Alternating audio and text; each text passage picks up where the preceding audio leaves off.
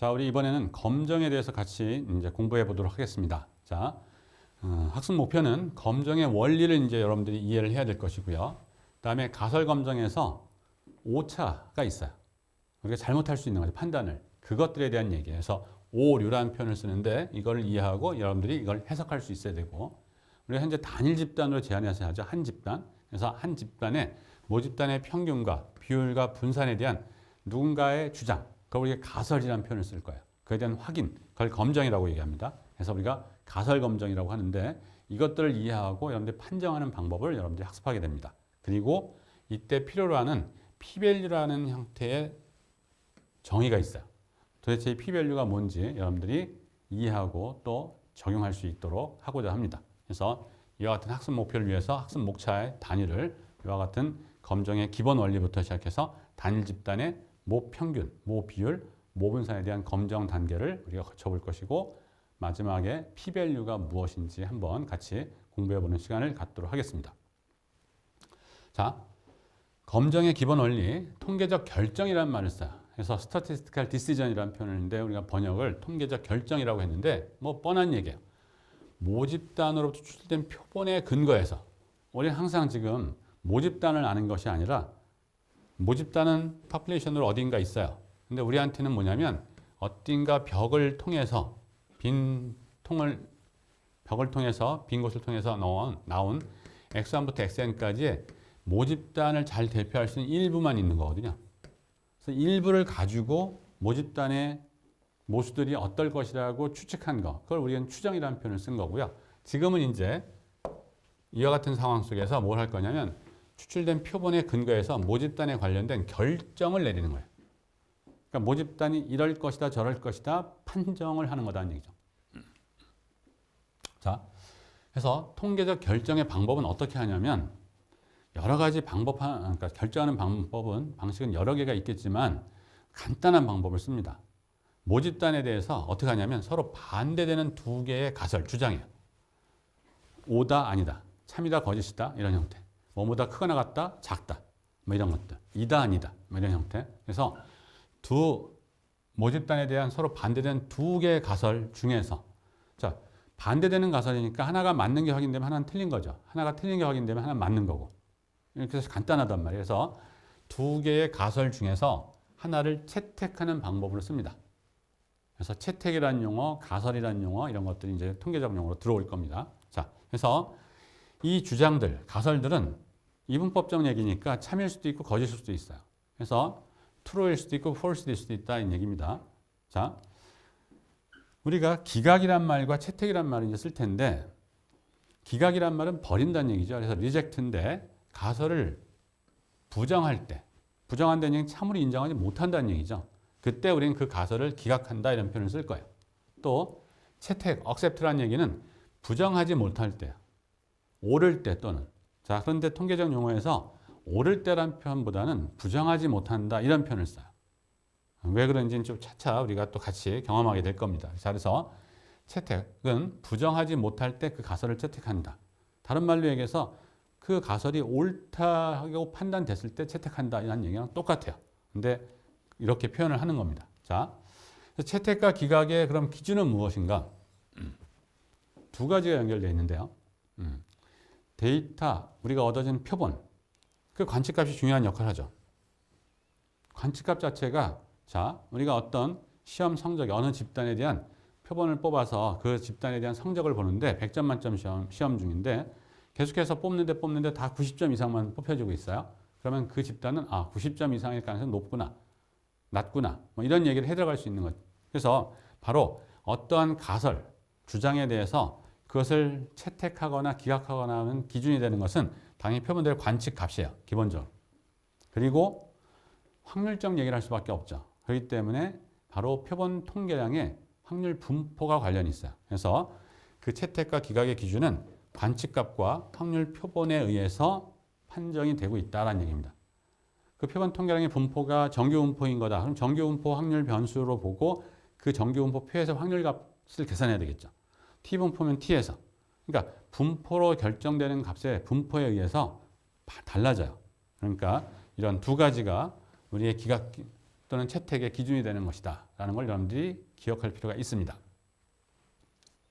자, 한 회사에 생산된 전자제품의 평균 사용 가능 시간이 10,000시간이라고 주장을 할 때 당연히 타당성 확인이 필요하죠.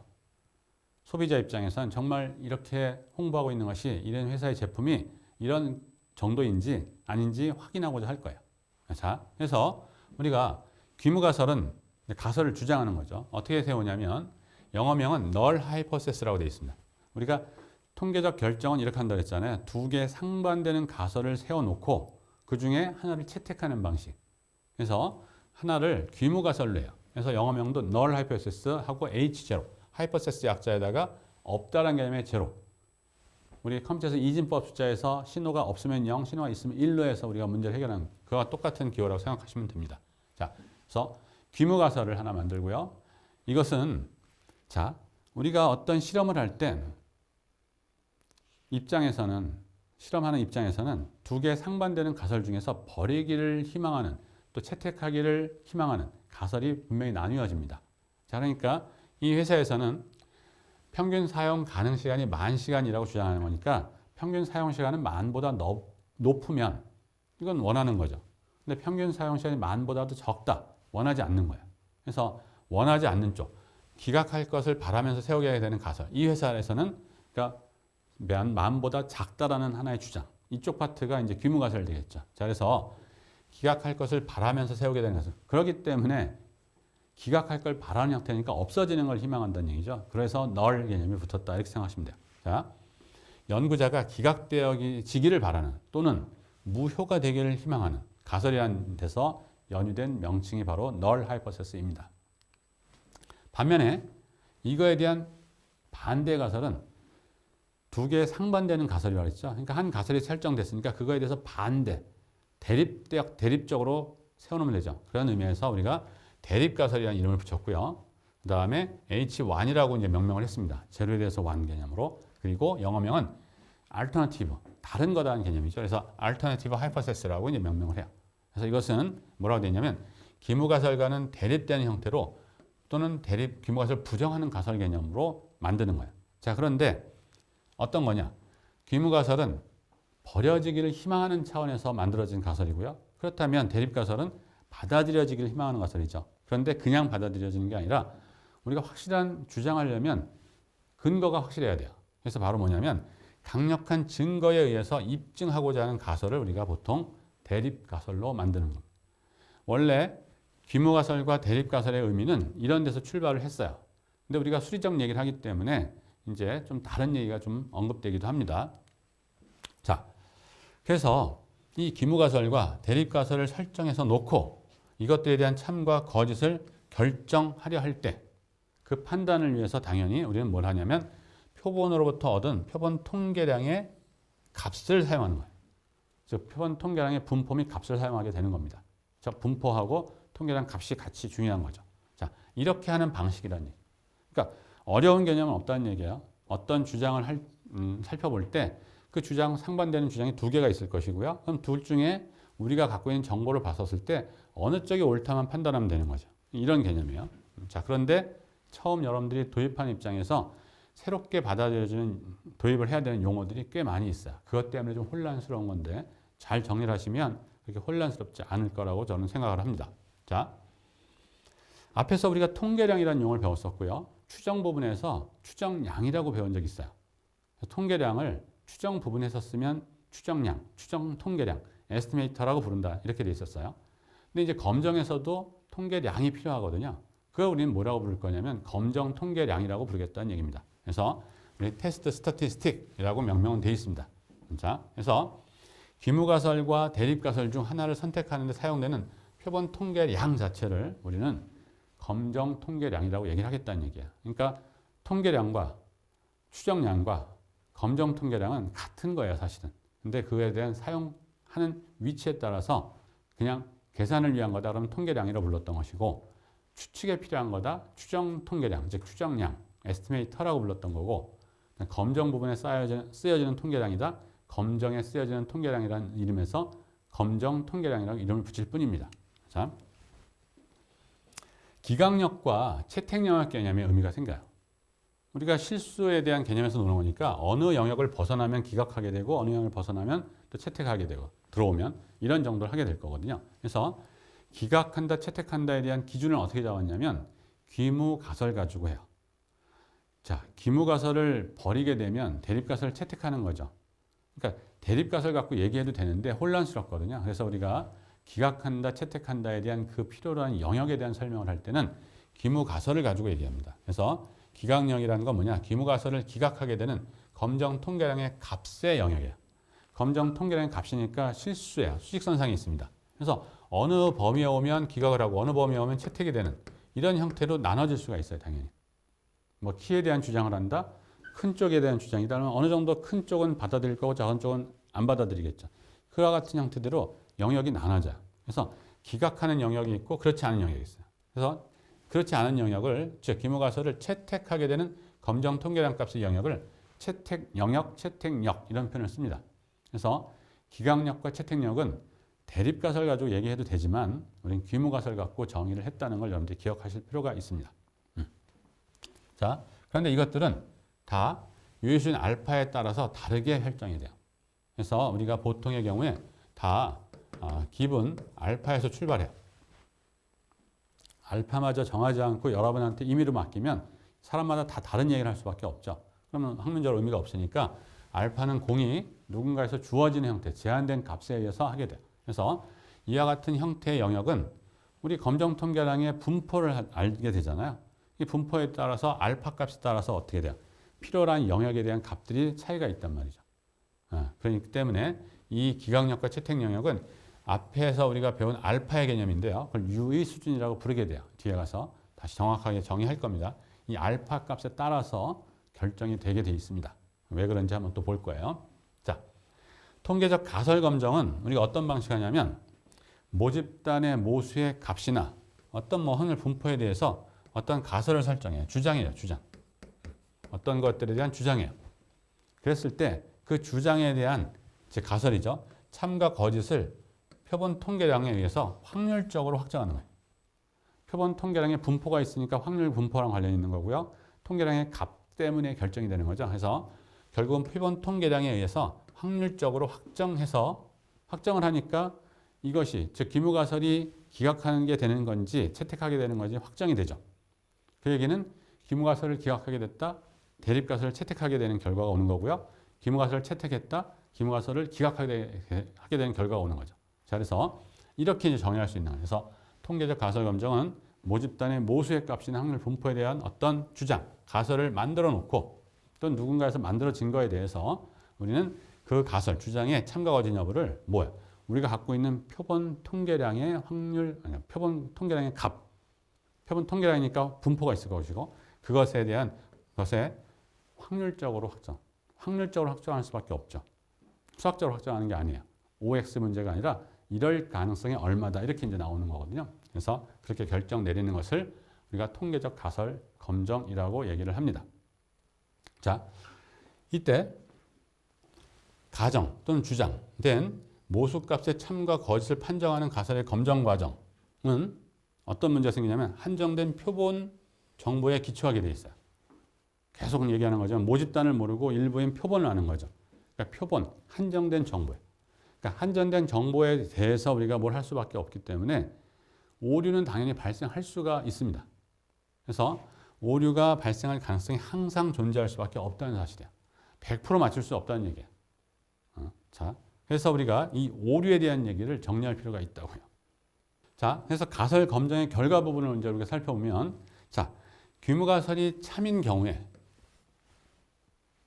실제적으로 봤을 때 참이었는데 우리가 검정하는 단계에서 이거를 참으로 인정해서 채택할 수도 있고 참으로 인정 못하고 기각하는 형태가 될 수도 있어요. 그러니까 가설이 생기면 우리는 어떤 적당한 정보에 의해서 하는데 이거를 받아들일 수도 있고 버릴 수도 있고 하는 판단을 하게 되죠. 그래서 참인 경우에 채택하면 오케이. 근데 참인데도 불구하고 기각할 수도 있거든요. 이게 오류예요. 자, 그래서 이런 두 가지가 존재하고요. 또 반대로 귀무가설이 거짓인 경우에 거짓인 거를 알지 못하고 거짓이라는 전제가 원래 있는데 이것들에 대한 형태를 우리들에 대한 표본 정보를 갖고 보니까 우리가 두 가지 판단할 수 있는 거잖아요. 버릴 수도 있고 채택할 수도 있고. 그래서 채택하거나 기각하는 두 가지 결정이 있어요. 근데 거짓일 때 기각하면 오케이. 그래서 참일 때 채택하거나 거짓일 때 기각하는 오케이. 그러나 참인데 기각을 한다든지 거짓인데 채택을 하는지 하게 되면 이거는 오류예요. 잘못된 판단하는 거죠. 그래서 오류는 두 가지가 있게 됩니다. 자, 그래서 우리가 이렇게 두 가지 오류가 존재하는데 그 두 가지 오류에 대한 성향이 달라요. 참일 때 버리는 거, 거짓일 때 채택하는 거 이렇게 돼 있으니까. 그래서 이 두 가지를 우리가 종류를 좀 나눠 놓습니다. 그래서 첫 번째 오류, 두 번째 오류라는 개념에서 타입 1, 타입 2 이렇게 이름을 붙이고 영어명은 제1종, 제2종 이렇게 이름을 붙입니다.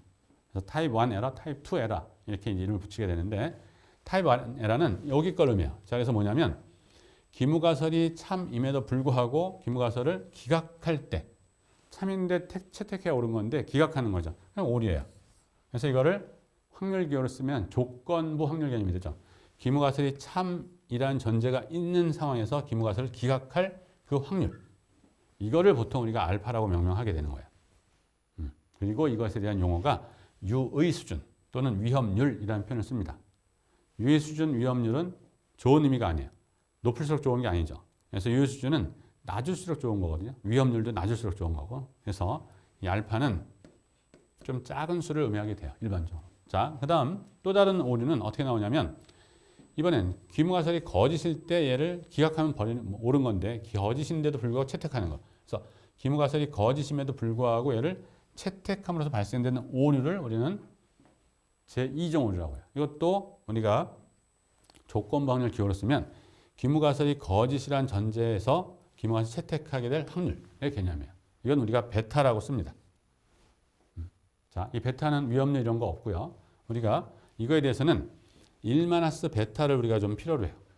자, 1-베타는 어떻게 되냐면 이거에 대한 여사건 개념이죠. 그러니까 뭐냐면 이걸 쓰면 probability 언제냐면 이 기무가설이 거짓일 때 거짓 이 기무가설을 어떻게 버려야 되는 거죠. 기각할 확률이에요. 자, 이걸 다시 쓰면 어떻게 쓸 수 있나요? 이거는 기무가설이 거짓이니까 이거는 대립가설이 참이란 얘기예요. 그런 상황에서 기무가설을 기각하는 거니까 대립가설을 채택하는 거죠. 그래서 이 H1을 채택하는 겁니다. 이럴 경우의 확률이에요. 자, 우리 대립가설을 뭐라고 그랬죠? 연구자에 의해서 강력한 증거에 의해서 받아들여지기를 희망하는 가설이에요. 그러니까 대립가설이 채택되어지기를 원하는 형태야. 근데 옳은 상태에서 채택할 확률인 거니까 좋은 거죠. 1-베타네요, 이게. 자, 그래서 이걸 뭐라고 그러냐면 검정의 파워, 힘이라 그래서 파워 오브 테스트란 말을 줍니다. 그래서 당연히 이것은 높을수록 좋은 거죠. 에러를 범할 확률이 아니라 참 진정한 좋은 형태의 것을 우리가 판단할 가능성, 이거니까. 그래서 이게 클수록 좋은 거, 그럼 이게 작을수록 좋은 거, 얘도 작을수록 좋은 거. 자, 그래서 우리는 실험을 할 때 두 가지 오류가 발생할 수 있기 때문에 어떤 거 알파하고 베타에 대해서 이 알파도 베타도 동시에 줄일 수 있는 어떤 좋은 방법이 있는지를 생각을 하려고 하는 겁니다. 그런데 하나가 좋아지면 하나가 나빠지는 이런 형태가 좀 생겨요. 그렇기 때문에 적정선에서 우리가 또 타협점을 찾게 됩니다. 자, 그래서 이것들 정리해 보면 이와 같은 형태로 되어 있어요. 그래서 실제 현상은 기무가설이 참 또는 거짓일 수 있거든요.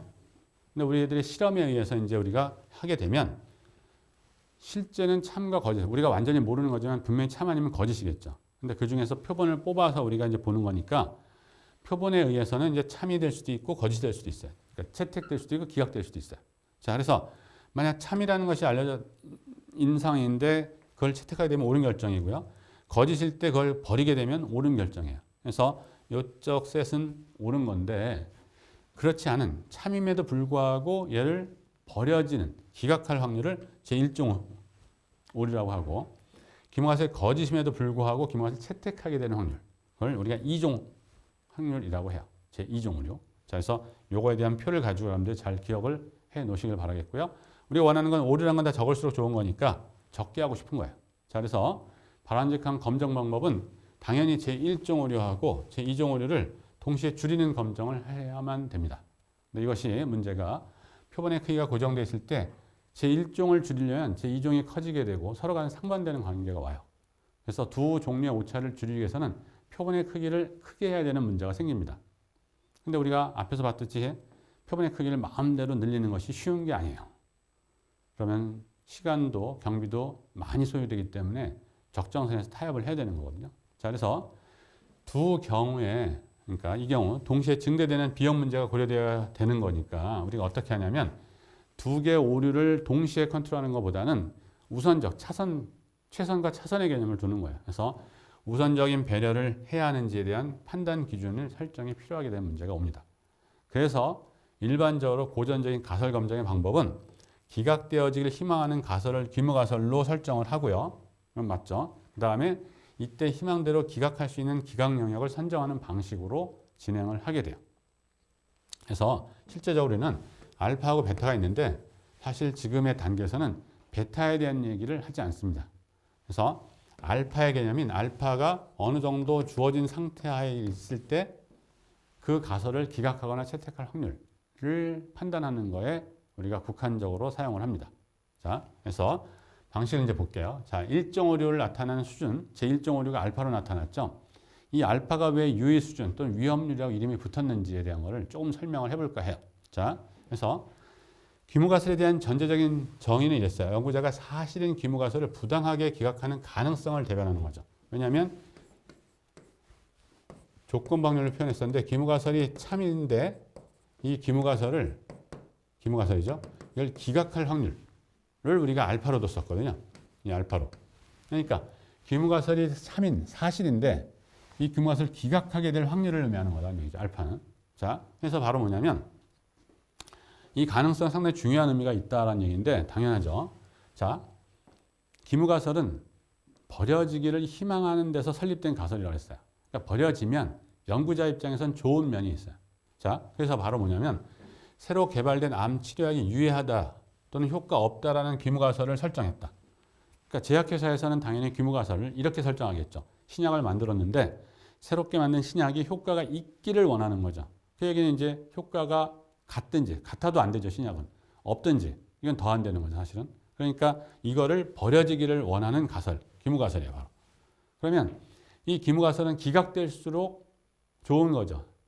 이 연구자 입장에선. 그래서 귀무가설이 기각되어지기를 기대하는 욕심에서 이 기각 영역을 넓게 설정해서 이걸 기각한다고 한다면, 자, 기각되기를 넓게 한다면 기각되기가 쉬워지는 거죠. 그러니까 기각되기를 쉽게 하려면 기각되는 영역 자체가 넓어지면 되는 거죠. 수익선상에서. 자, 그래서 이렇게 했다면 문제는 뭐예요? 실제로는 효과가 없거나 유해한 것, 뭐 유해하다고까지 하기는 좀 그렇지만 하여튼 효과가 없는 것인데도 불구하고 무해하거나 효과가 훨씬 더 효능이 있는 거라고 하는 H1을 채택하게 되는 거죠. 귀무가설을 기각하니까. 그러니까 그렇게 큰 효과가 없는 것임에도 불구하고 본인들이 만든 신약은 효과가 있는 거라고 무작정 채택하게 된다는 그런 생각을 할 수가 있다는 겁니다. 언제? 알파가 크면. 그러니까 귀무가설을 기각하게 되는, 귀무가설을 참인데도 불구하고 기각하게 된 확률이 커버리면. 그러니까 이 귀무가설을 기각하게 될 이 확률 자체는 크게 놔두면 안 된다. 작게 놔둬야 되는 거죠. 자, 그래서 알파의 적절한 선택이 필요한데 일반적으로 그래서 알파는 5% 이하의 작은 값으로 설정하는 게 일반적이에요. 그래서 우리가 일반적으로 5%짜리를 씁니다. 알파는 5%를. 그러니까 100에 1마이너스 알파 퍼센트 할 때, 그래서 95% 알파가 0.05면 이런 형태. 그래서 보통 우리가 볼 때 알파를 5 이하의 작은 값으로 설정해서 우리가 보통 봅니다.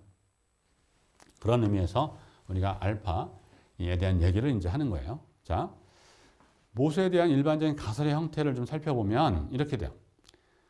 어떤 특정한 값에 원하는 형태가 뭐뭐보다 우리 어떤 제약회사에서 감기약을 새롭게 만들었을 때 그 지속시간을 생각해 볼게요. 감기약에 대한 지속시간. 그러면 기존의 것은 한 8시간 정도였는데 우리가 지금 새롭게 만든 건 8시간보다 더 크기를 원하는 거죠. 그러니까 대립가설의 형태는 뭐보다 크기를 원하는 쪽의 가설일 수도 있어요. 이거에 대한 반대되는 거니까 이게 됩니다. 세타는 세타 제곱 작다. 자, 또는 꼭 큰 것만이 우리가 원하는 가설이 아닐 수 있어요. 감기약도 만들었는데 감기약이 지속시간이 아니라 효과가 나타나는 시간 개념으로 생각을 해보면 지속도 많이 돼야 되겠지만 효과도 좋아야 되겠죠. 그래서 이때는 효과가 빨리 나타날수록 좋은 거니까 적은 쪽에 관심이에요. 효과의 면에서는 기존의 것은 열 먹고 나서 30분이 지나야 약효가 나타났는데 우리 지금 신약은 먹은 지 20분 만에 효과가 나타난다. 그럼 좋아진 거죠. 그러니까 이렇게 되길 원하는 가설, 검정 문제도 있다는 얘기예요. 그때는 이거에 대한 반대는 크거나 같답니다. 자, 또 약간 이제 반대되는 개념인데 우리가 예를 들어서 통조림 같은 제조 공정이라고 생각을 해보죠. 정량이 400g짜리를 그러면 400g 주변에서 있기를 원하는 거죠. 400g보다도 너무나 많이 나가게끔 통조림 캔을 채운다든지 너무나 적게 나가게끔 채우면 불량이죠, 결국. 그러니까 400g 정도에 근접해 있어야 돼요. 그러니까 이때는 사실은 어떤 값에 무게가 어떤 값에 일정해 있길 원하는 거예요. 이거에 대한 반대 개념은 세타 제로가 세타가 세타 제로가 아니다라는 거죠. 자, 그래서 이건데, 자, 요것 때는 좀 사실은 우리가 이거 이기를 원하는 거죠. 이런 통조림 제조 공장이면. 근데 요걸 좀 바꿔서 요걸 여기다 쓸 거고 얘를 여기다 쓸 거예요. 그래서 그렇게만 좀 정리를 해버리면 어떤 형태가 생기냐면 대립가설이 이런 형태인 그때에 따라서는 반대는 이거죠. 자, 이렇게. 자, 그런데 요때에 대한 반대가 이거거든요. 근데 이거는 결국 뭐예요? 세타가 세타 제로보다 작든지 또는 세타가 세타 제로인 거죠. 논리합에서 얘만 만족해도 얘는 일치가 되는 거죠. 이거랑. 그래서 이 중에 이걸 안 쓰고 요거만 씁니다. 마찬가지 얘에 대한 것도 반대가 이건데 큰 쪽 O와 이퀄만 써요. 그 다음에 요건 아니다에 대한 반대니까 이렇게. 자, 그래서 가설 검정을 우리가 처음에 만들었을 때는 대립가설은 기각되어지기를 희망하는 가설이고 귀무가설은 버려지기를 희망하는 가설 이런 형태를 썼었는데 이제는 그렇게 기억하는 것보단 등호가 들어와 있는 쪽을 귀무가설, 등호가 들어가 있지 않은 쪽을 대립가설로 보고 문제를 해결하는 것이 훨씬 더 간편해요. 자, 왜 등호를 해야 되느냐? 우리가 어떤 가설의 전제하에서의 어떤 계산을 하게 돼요. 그러면 가설 전제하에서의 계산을 하게 될 때 이와 같은 전제하에서 계산하면 이걸 만족하는 세타의 값들은 한두 개가 아니에요. 무한 많죠. 그러니까 그것들을 모두 다 보일 수 없어요. 그렇기 때문에 우리가 이와 같이 이퀄리티라는 전제 가설 하나면 특정한 값에 대해서 전제해서 해봐서 문제가 없으면 이걸 받아들이는 것이고 문제가 있으면 얘에 대한 반대를 받아들이는 거죠. 왜냐하면 우리는 상반되는 가설을 가지고 문제가 없으면 그걸 받아들이고 문제가 있으면 얘를 버려서 다른 걸 받아들이는 이걸 쓰는 거니까. 자, 그래서 우리가 실제적으로 계산에 상당히 편리한 면이 있다는 얘기죠. 그래서 우리가 귀무가설과 대립가설은 이런 형태대로 만들어요. 그래서 귀무가설 부분은 등호가 들어가는 형태의 가설이다. 이렇게 여러분들이 기억하는 게 훨씬 더 편합니다. 대립가설은 이것처럼 크다, 작다, 아니다. 이런 개념으로. 그래서 이 세 가지 유형이 있어요. 그래서 이 세 가지 유형에서 이름을 붙입니다. 자, 위에 두 개는 어떤 기준값을 중심으로 해서 큰 쪽 또는 작은 쪽만 봐요. 그래서 한쪽만 보는 거예요.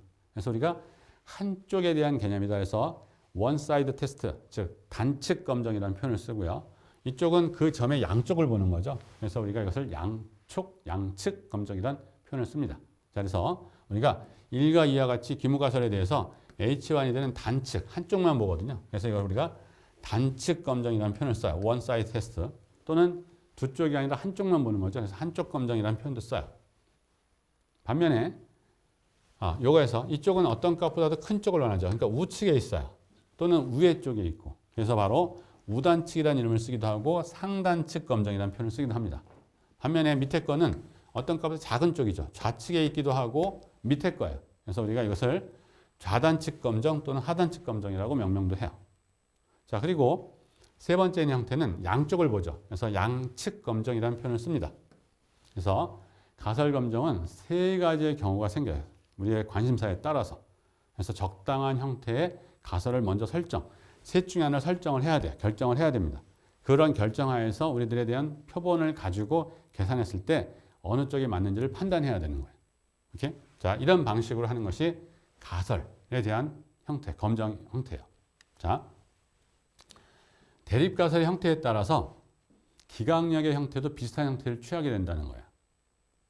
자, 우리 대립가설에 대한 형태에 따라 기각력 얘기가 나오는데 기각은 용어 정의를 어떻게 했냐면 귀무가설이 기각되는 형태예요. 자, 우리 우측, 좌측, 양측 검정에 대한 형태에 봤을 때 검정 통계량 분포에 우나 좌나 양측의 기각력이 생기게 돼요. 그러니까 우측 검정을 했다. 그러니까 H1이 세타가 세타 제로보다 큰 쪽에 대한 거고, 그럼 귀무 가설은 세타가 세타 제로 작거나 같은 거니까 이퀄 요거만 쓰거든요. 자, 그러면 우리들에 대한 검정 통계량 값이 어떤 세타 제로라는 값보다도 더 큰 쪽에서 자꾸 발견이 되면 이쪽을 받아들이게 되죠. 그러니까 이거는 기각하게 되죠. 그래서 바로 이와 같은 우단측 검정에서 생기는 것은 우리들의 검정 통계량의 값의 위치가 어떤 특정한 값, 세타 제로한 표현을 못하고요. 특정한 값보다도 큰 쪽에 있을 값들이 나타날 때 귀무가설을 기각하게 돼요. 좌단측이면 반대겠죠. 우단측이면 크거나 작은 쪽에서 나타나니까 양측에 나타나요. 그래서 우리가 이렇게 볼 수 있어요.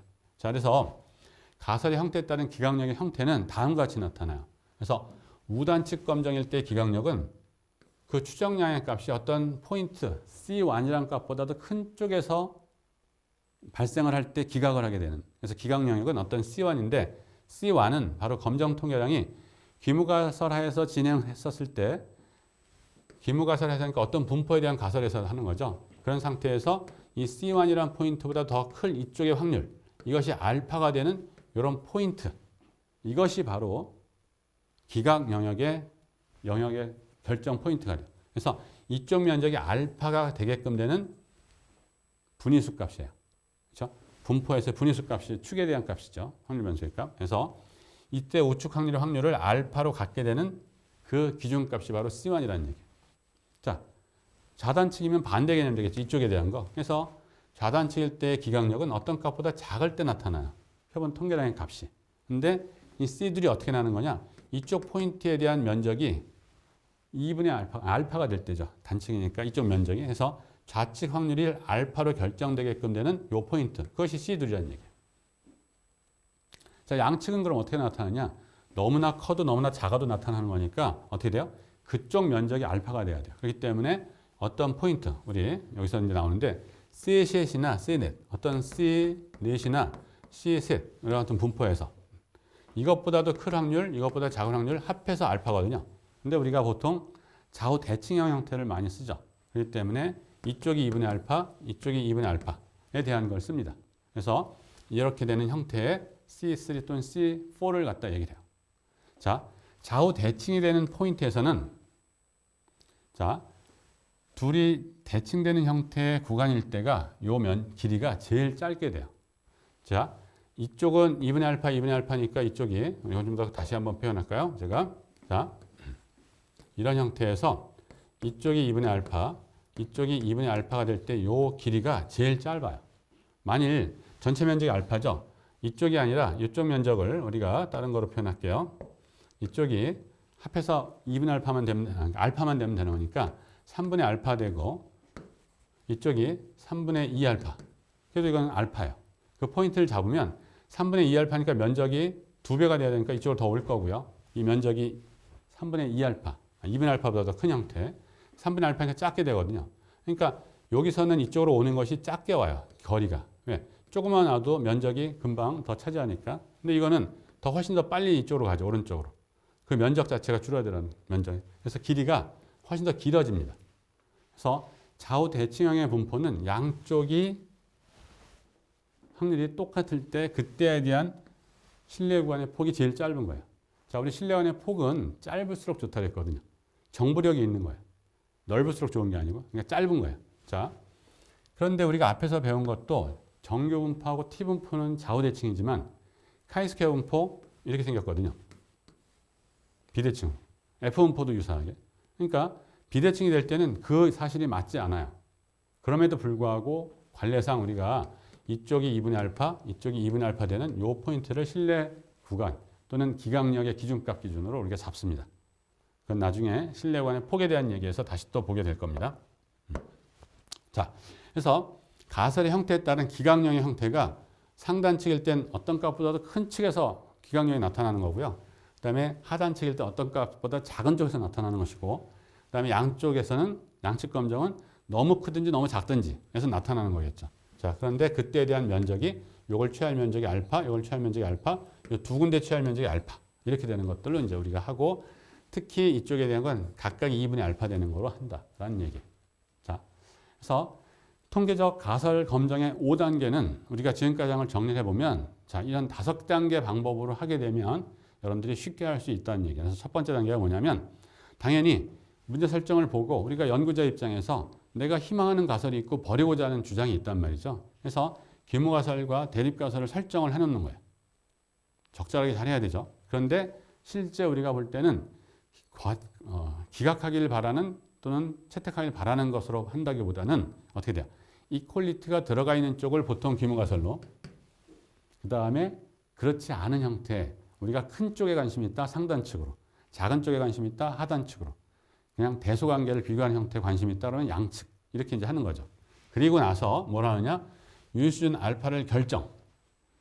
근데 이것은 임의대로 여러분들이 결정해도 됩니다. 사실은 꼭 0.05나 0.01을 안 쓰고 난 0.03을 쓰겠다. 그러나 일반적으로 통계학을 하는 입장에서는 0.05, 0.01만을 거의 받아들이고 이걸 사용을 해요. 이것이 아닌 특정한 걸 쓸 이유가 없습니다. 사실은. 그럼에도 불구하고 특정한 걸 써서 발표하는 경우도 있는데 무의미합니다. 거의 그렇게 큰 의미가 있지 않아요.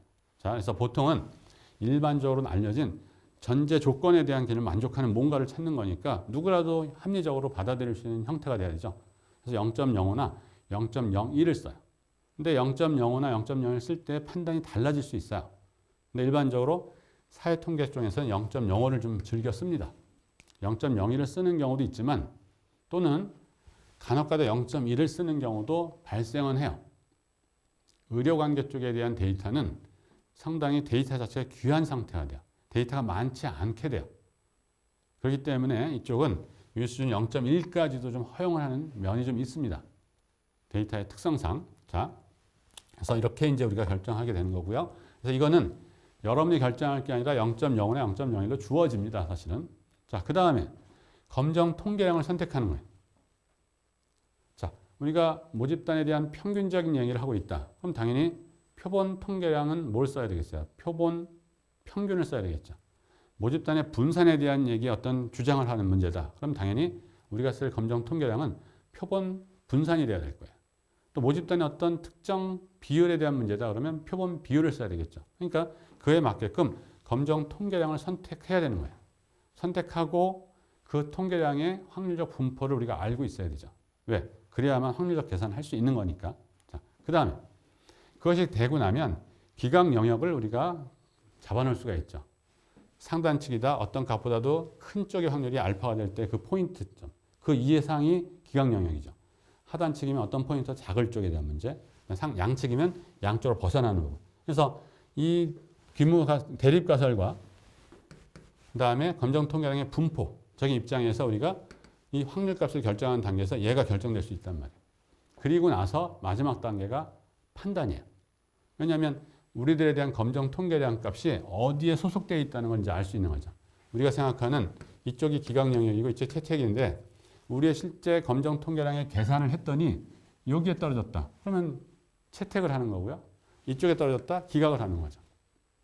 기무가설을. 그래서 그렇게 이제 판단하는 거라는 거죠. 그래서 주어진 자료로부터 유의성을 판정. 어느 쪽에 들어가 있는 판정한다는 얘기고요. 그 다음에 그러면 뭐가 맞다. 즉 기무가설이 맞다 틀리다, 대립가설이 맞다 틀리다 이거거든요. 근데 거기서 끝나는 것이 아니고 결과를 해석해 줄 수 있어야 돼요. 우리가 통계학을 배운 입장에서는 기무가설이 채택가설이 대립가설이 어떤 것이고 어떻게 되는 걸 알지만 통계학을 배우지 않은 사람들 입장에서는 어떤 데이터는 있는데 얘가 어떻게 될지에 대한 판단을 우리한테 문의하는 경우에요. 그럼 문의한 거에 대한 기무가설 채택한다, 기각한다 이렇게 대답해서는 안 되겠죠. 채택하게 되면 그 채택한 것이 뭘 의미하는지, 기각하게 되면 기각하는 것이 뭘 의미하는지를 여러분들이 해석까지 해 주어야 된다는 얘기입니다.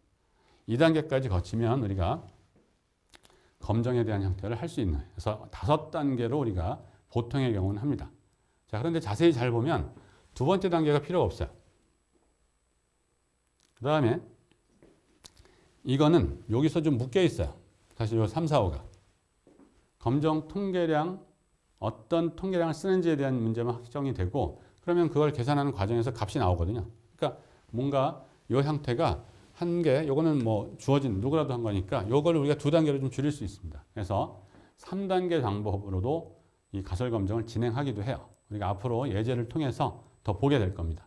자, 이렇게 해서 우리 가설 검정에 대한 기본을 살펴봤어요. 그래서 이 가설 검정이 어떻게 이루어지는 거고 이때 나왔던 용어들 제1종 오류, 제2종 오류, 규모가설, 대립가설 뭐 이런 것들에 대한 것들을 여러분들이 잘 정리를 해 놓으실 필요가 있습니다. 그리고 생각보다 어렵게 판단될 수 있어요. 근데 단순한 거죠. 상반되는 두 개의 가설을 가지고 출발한다 그랬거든요. 상반되는 형태니까 하나가 옳게 판정이 되면 다른 건 버리면 되는 거예요. 하나가 틀리다고 되면 나머지 걸 찾으면 우리가 유지하면 되는 거고 이런 형태. 자, 그런데 한편 단편적으로 OX 문제거든요. 어떤 걸 선택하고 어떤 걸 선택하지 않는 거죠. 이 OX만큼 힘든 것도 또 없습니다. 그러니까 정보에 의해서 정확한 계산에 의해서 판단을 하는 것이 좋은 건데 그걸 잘 하려면 지금까지 한 내용들을 앞에서부터 했던 내용들이 계속 다 축적돼서 온 겁니다, 지금. 그래서 그 부분들 다시 한 번 더 정리할 필요가 좀 있습니다. 자, 우리 이렇게 해서 검정에 대한 기본적 개념을 좀 마치고 다음 시간부터는 실제 모평균과 모분산과 모비율에 대한 검정 절차를 한번 해보도록 하겠습니다. 자, 오늘 여기까지 하겠습니다. 자, 수고하셨습니다.